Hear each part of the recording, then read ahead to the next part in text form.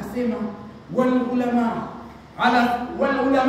ala sabili rashad, wanachuoni wenye elimu, mashekhe wapatikana katika mji husika. Mashekhe hawa wako katika njia tu, wao lengo lao ni kuongoza watu katika njia iliyonyoka. La yakhafuna lawmata laim, hawahofii lawama za mwenye kulaumu yoyote.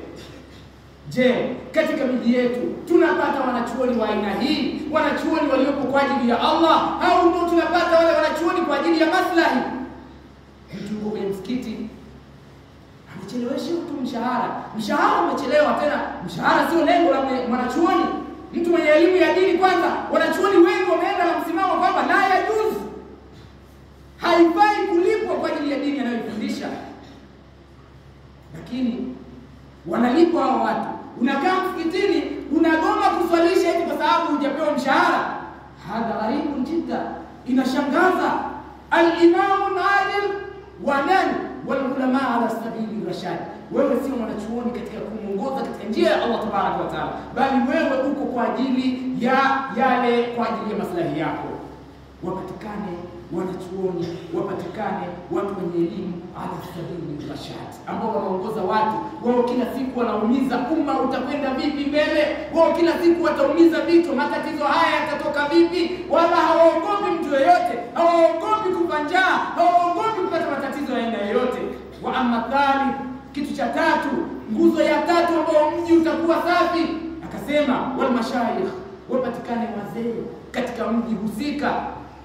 Wazee hao yaamruna bil ma'ruf, wawe na kazi ya kuamrisha mema tu, wayanhauna 'anil munkar, wale wazee wawe na kazi ya kukataza mabaya, wayuharriduna ala talabil ilmi wal Qur'an, hali yakuwa wanasisitiza, wanasukuma watoto, wanapushi watu kwa ajili ya kujifunza Qur'ani, kwa ajili ya kusoma elimu ya Allah tabaraka wa taala. Katika miji yetu tuliyopo, je, tunapata watu wa aina hii? Wazee wetu wa aina hii wapo?